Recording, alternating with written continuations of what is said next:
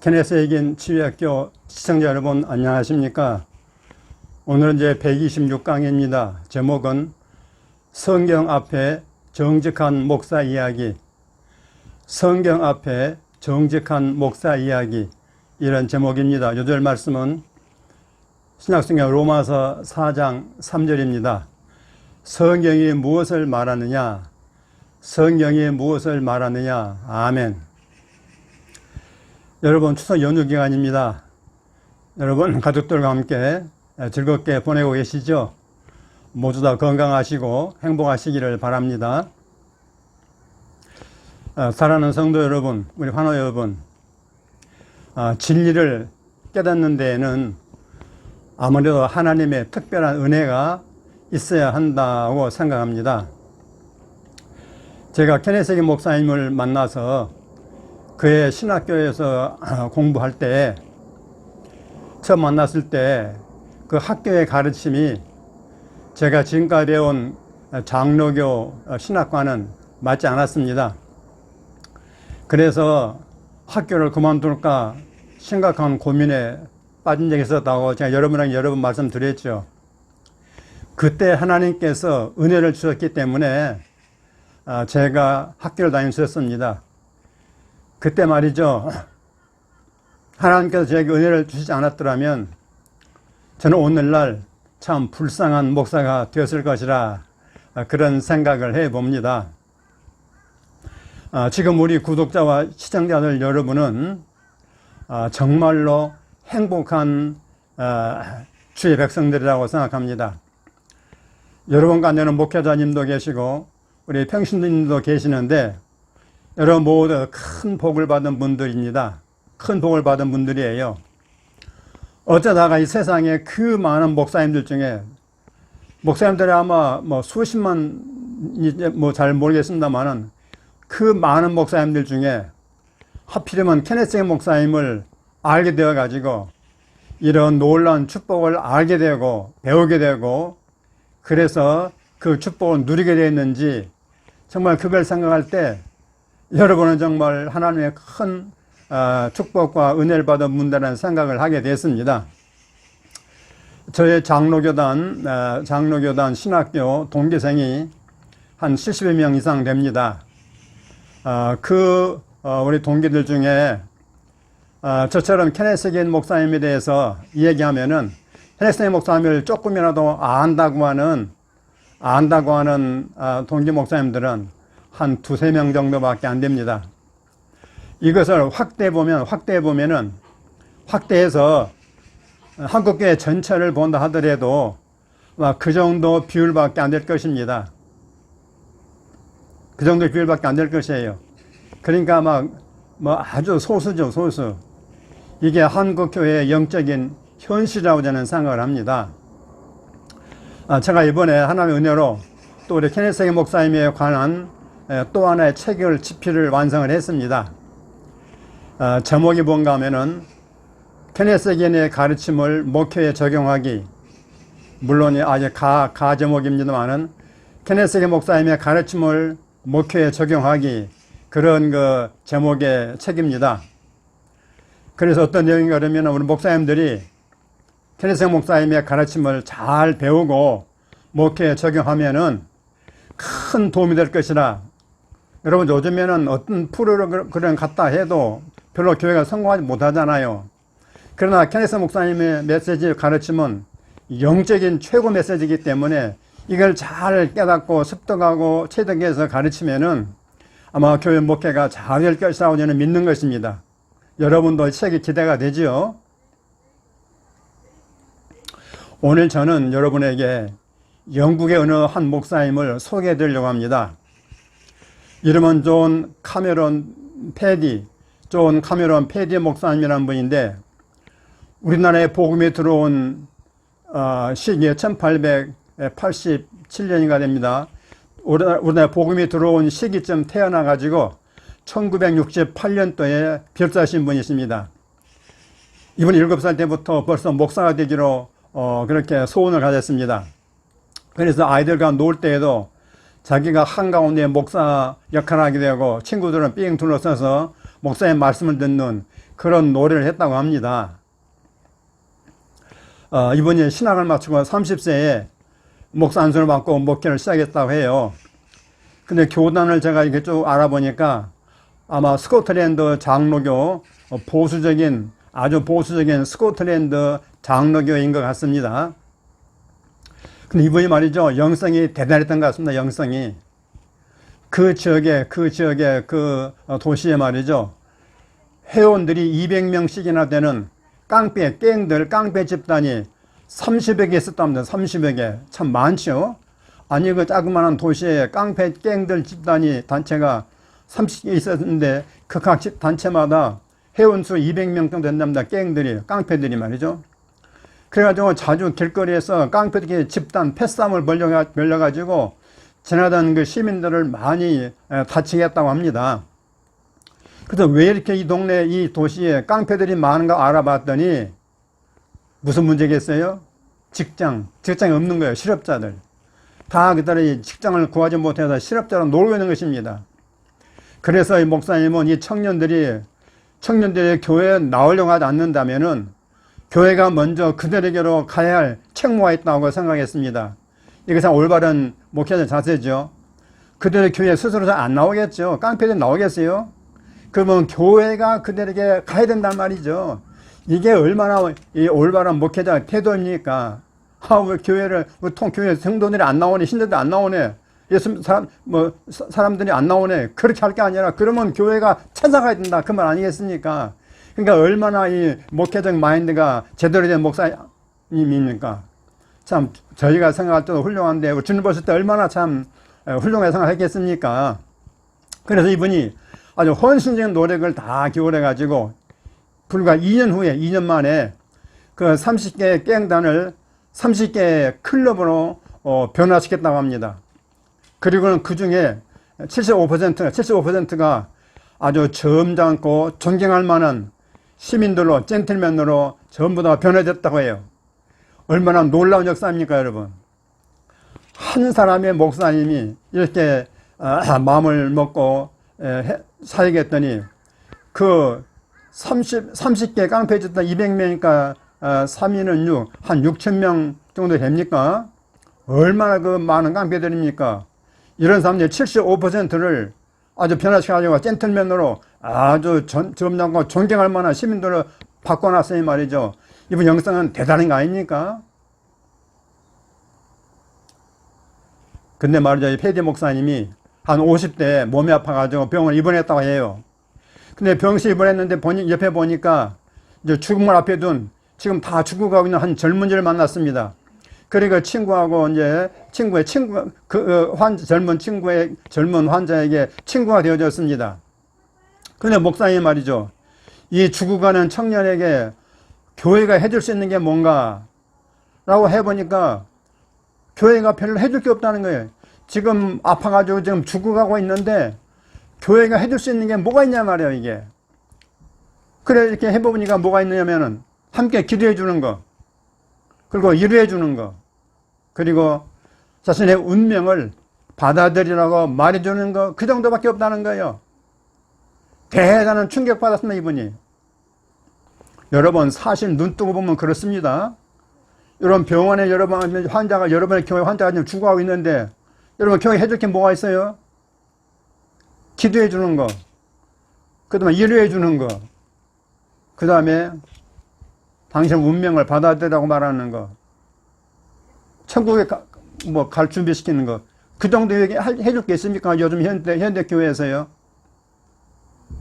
병원에만 맡겨버려요. 그리고는 교회가 할 일 없다 이 말이죠. 여러분, 이게 충격이 아니고 무엇입니까? 교회가. 이게 전능하신 하나님을 믿는 교회가 이렇다는 말입니까, 여러분? 이게 예수 그리스도 죽음을 이기고 사망 권세이고 부활하여 승리하신 예수 그리스도 믿는 교회가 이런 형편이라면 여러분 어떻게 생각하십니까? 이 목사님은 너무나 통탄스럽게 생각하겠습니다. 그 죽어가는 젊은이라는 편하고 해줄 게 없다 이 말이야, 목사지만은 이게 신앙의 병폐가 아니고 무엇이겠습니까, 여러분? 그래, 페디 목사님은 태어나고 난 다음에 굳게 결심했습니다. 내가 성경 연구봐야 되겠다. 성경에다 치유, 힐링이라는 주제를 가지고 내가 연구봐야 되겠다. 그래서 이 능력 없는 이런 비참한 상황을 내가 바꿔봐야 되겠다. 그렇게 결심을 했다고 합니다. 이건 대단히 놀라운 결심입니다. 왜 그랬습니까? 여러분, 장로교회는요, 치유를 안 가르치면 치유를 부정을 해요. 치유가 없다는 거예요. 지나갔다는 거예요. 마지막 사도가 죽은 다음부터는 치유가 끝났다는 겁니다. 그래서 치유를 안 가르치는 교단이 아닙니까? 그래서, 그렇지만 이분은 그런 것도 상관없이 내가 직접 성경 연구해봐야 되겠다. 그래서 이분이 성경을 자세히 연구하고 난 다음에 새로운 확신을 갖게 되었습니다. 그게 뭔지 아세요? 복음을 전하는 목사는 병자에게 안수를 해서 치유를 받을 수 있게 해주는 게 하나님의 뜻이구나. 목사님이 목회하는 목회자가 병자한테 가서 기도나 해주고 이루어해주고 자기 운명이니까 받아들이라고 그렇게 말해준 것이 아니라 병자에게 안수해서 치유를 받을 수 있게 해주는 것이 하나님 뜻이구나. 여러분, 야고보서 5장에 나와 있지 않습니까, 여러분? 그래서 이분은 오랜 내려온 교회의 전통보다는 성경 하나의 말씀을 따르기로 결심했습니다, 여러분. 이건 그 당시로서는요, 대단한 용기인 것입니다. 특히 스코틀랜드 같이 장로교 세가 센 데서는요, 이건 대단한 용기라고 할 수 있는 것입니다. 그래서 그날부터 하나님 앞에 나가서 간절히 구했습니다. 뭘 구했을까요? 저는 치유를 안 가르치는 교회에서 갑자기 치유를 하려면 어떻게 되겠어요? 상당히 겁이 나는 일이죠. 그래서 하나님 앞에 징표를 구하는 기도를 하기 시작했습니다. 무슨 징표일까요? 무슨 징표를 달라고 하게 됐을까요? 자기는 지금 장로교 소속이니까 이거 함부로 했다가는 큰일 납니다. 그래, 장로교이기 때문에 병든 자들 위해 치유 기도를 해도 되겠습니까? 내가 장로교 목사인데 병든 자들 위해 치유 기도 해도 되겠습니까? 라고 하나님께, 그게 하나님 뜻이면 나에게 징표를 주십시오. 병든 자를 위해서 치유 기도 해주는 것이 하나님의 뜻이면 나에게 징표를 주십시오. 사인을 해주십시오. 그래서 엎드려서 간절히 하나님께 기도했습니다. 어느 날 환상을 봤어요. 환상을. 누가요? 이 장로교 목사님, 중진 목사님이 환상을 보게 됐다 이 말이에요. 어떤 환상인지 아세요? 커다란 대못이, 긴 대못주 대못, 커다란 대못이 자기의 한쪽 손바닥에 박혀 있었단 말입니다. 그런 환상을 보게 됐어요. 이거야말로 이 목사님이 그렇게 기다리고 사모하던 증표란 말이에요, 증표. 그렇게 해서 이번에 치유사역이 시작됐다고 합니다. 참 놀라운 일이죠, 놀라운 일. 하나님께서 한 주의 종을 치유사역으로 세우시기 위해서 이렇게 하신 것입니다. 여러분, 케네스 목사님도 그 손에 예수님께서 이렇게 안수해 주셨잖아요. 치유의 능력을 부어줬단 말이에요. 자, 이번에 치유사역을 통해서요, 많은 사람들이 질병에서 해방을 받았습니다. 이번에 전문사역은 안수를 통한 치유였습니다. 여러분, 치유사역자라고 다 똑같은 게 아닙니다. 그 사람 나름대로 하나님 은혜를 다르게 주셨어요. 여러분, 스미스 이글스워스 목사님도 안수하면 바로 치유받고 했죠. 이 목사님도 안수를 통한 치유 은혜를 하나님으로서 받아가지고 안수를 많이 했습니다. 그는 또한 다른 목회자들이 치유를 할 수 있도록 훈련을 시키기도 했습니다. 이부에서는 저서가 있는데 한 권밖에 없는 것 같아요. 잊혀진 달란트, Forgotten Talent, 잊혀진 달란트라는 책에 치유받은 사람들의 간증을 한 장만이 아니라 여러 장에 거쳐서 실렸다고 하니까 얼마나 많은 사람들이 치유받았는지 알 수가 있겠죠. 참 놀라운 간증입니다. 이분은 병원과 의료계를 평생토록 존중하고 아주 귀하게 여겼다고 합니다. 그리고 절대로 의사나 이 간호사 병원에 대해서 반대하는 말 하지 않았다고 합니다. 왜 그러냐 그러면은 자기가 병원에 입원했을 때 이 의사와 간호사로부터 너무도 친절하게 최선을 다해서 치료해주고 꾸준히 관심을 갖고 돌봐줬기 때문에 그걸 생각할 때 의사는 참 고마운 분들이야, 간호사도 고마운 분들이야, 그런 마음을 가지고 절대 의료계에 대해서 부정적인 말 하지 않았다고 합니다. 참 좋은 태도죠. 그게 올바른 것입니다, 여러분. 왜냐하면 하나님께서 이 병을 치료하려고 할 때 병원 의사들 통해서 하죠. 또 약을 통해서 하죠. 또 이제 교회에서는 또 신윤사를 줘가지고 하는 것이죠. 이건 다 뭐냐면 하나님의 일반적인 그 은총과 또 이런 특별 은총을 통해서 이렇게 하는 게 아니겠습니까? 다 같이 함께 사단 마귀가 그 근본 원인인 이 질병을 치유하기 위해서 하나님 사용하시는 도구들 아니겠습니까? 그러니까 서로 협력하는 게 아주 중요한 부분입니다. 저도 늘 그렇게 여러분을 가르칩니다. 그래서 이분은 병원 의사를 아주 좋게 이렇게 평가했는데요. 이분은 그래서 그 치유사역 할 때도 의사들이 할 수 있는 일을 다 하고 난 다음에 환자를 돕는 방식으로 사역했다고 합니다. 그러니까 서로 아주 협력을 잘한 것이죠. 이래야 됩니다. 그래서 환자를 기도를 해주게 되면은 그들이 의사의 치료에 더 빠르게 더 효과적으로 반응한다는 걸 발견했다고 합니다. 그냥 의사가 그냥 치료하는 것보다도 이 목사님이 계속 그들을 위해서, 환자들을 위해서 기도해주고 이렇게 간절히 기도해주고 중보기도 해주게 되면은 그 환자들이 의사의 치료를 더 잘 받고 또 효과적으로 잘 받고 반응도 좋은 반응 보인다 그 말입니다. 그러니까 의사와 목사가 함께 연합하게 되면 얼마나 놀라운 심리 효과가 나오는지 아시겠죠, 여러분요. 모든 병원과 의사들 그렇게 될 줄 믿습니다.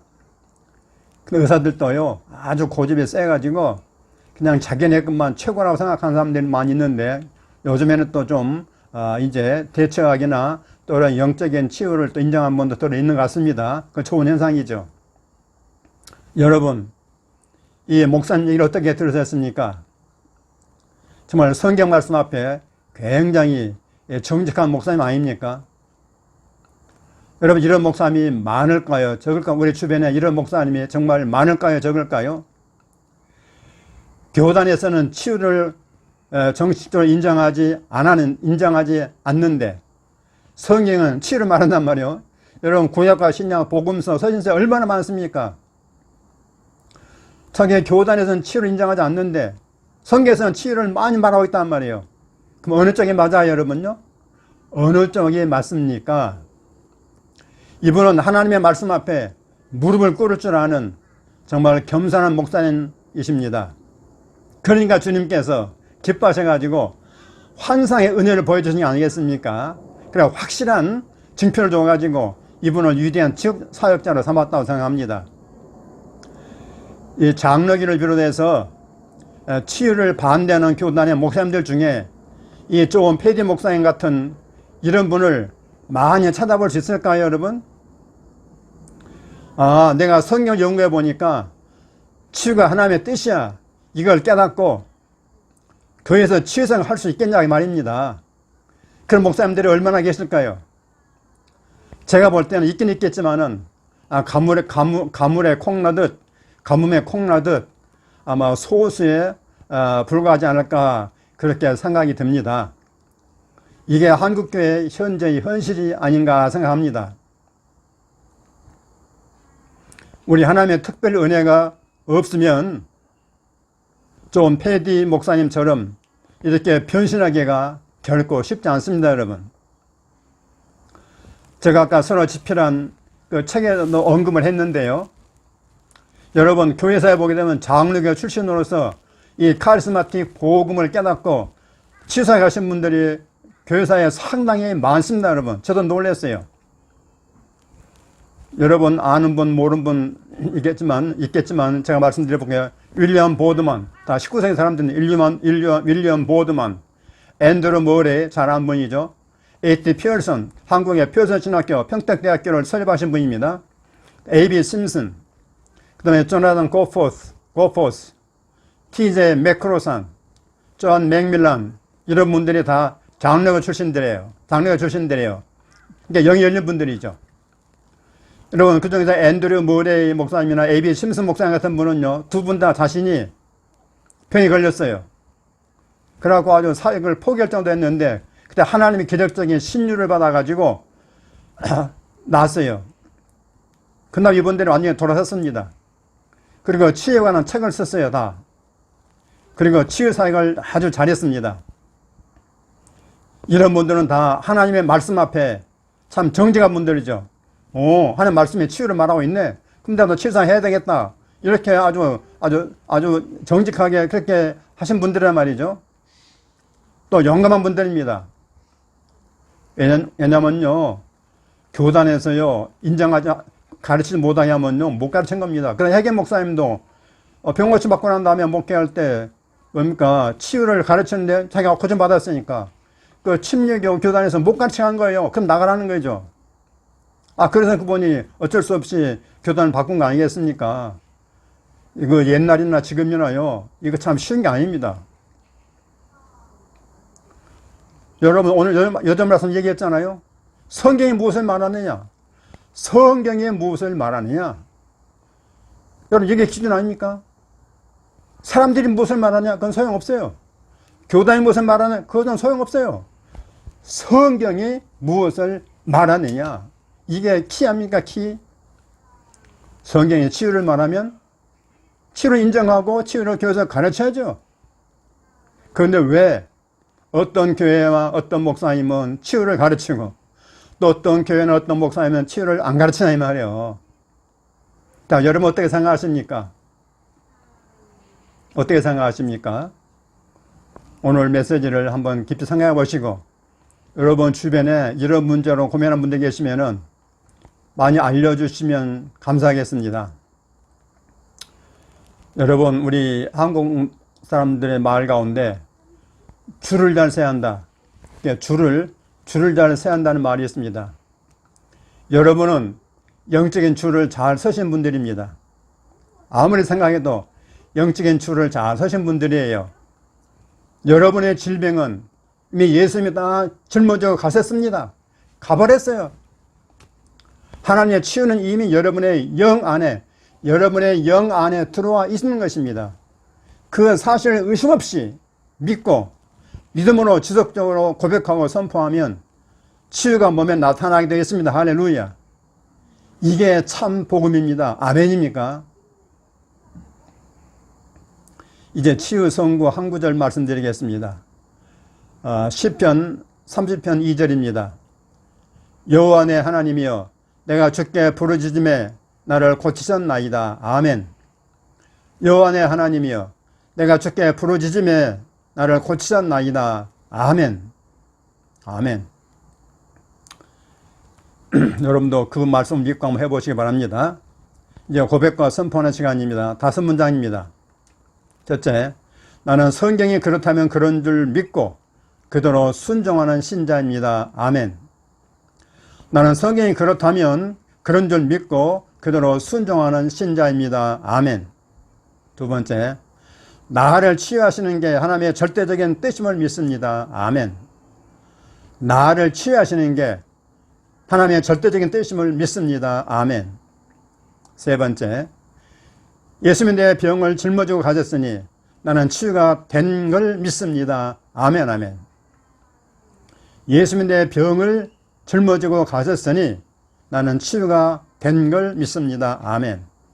네 번째, 나는 하나님의 치유 말씀을 정상이나 의사의 말보다 더 높입니다. 아멘. 아멘. 이거 대단히 중요합니다. 나는 하나님의 치유 말씀을 정상이나 의사의 말보다 더 높입니다. 아멘. 아멘. 다섯 번째, 나는 매일 치유 말씀을 묵상하고 고백함으로 치유 믿음이 날로 증가합니다. 아멘. 아멘. 나는 매일 치유 말씀을 묵상하고 고백함으로 치유 믿음이 날로 증가합니다. 아멘. 아멘. 할렐루야. 여러분 이렇게 하셔가지고 금년 안에 모두 다 치유받기를 주님으로 축원합니다. 아멘. 할렐루야. 이제 치유 기도를 드리겠습니다. 치유 기도를 드립니다. 여러분 다 눈을 감으시고 함께 간절한 마음으로 하나님 앞에 마음을 모으시고 함께 기도하면 좋겠습니다.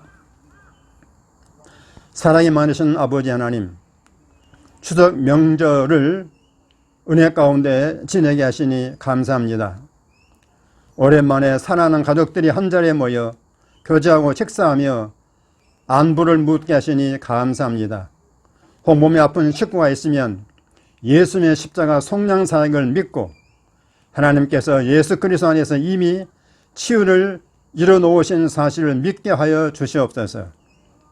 이 시간에도 몸이 불편한 주님의 자녀들을 긍휼히 여기시고 십자가 보혈로 아픈 부위를 깨끗이 씻어주심으로 다 나았다는 확신을 주시옵소서. 환절기를 맞아 건강에 유의하며 우리 모든 시청자들에게 신성한 건강의 축복을 한가위 보름달처럼 풍성히 내려 주시옵소서. 치유자이신 우리 주 예수 그리스도 이름으로 기도드립니다. 아멘, 아멘, 할렐루야, 할렐루야. 여러분 명절 연휴 잘 지내시고 또 하반기에도 모두가 다 승리하시고 치유받으시기를 주 이름으로 축원합니다. 아멘, 할렐루야. 댓글과 좋아요 눌러주시면 감사하겠습니다. 승리하십시오.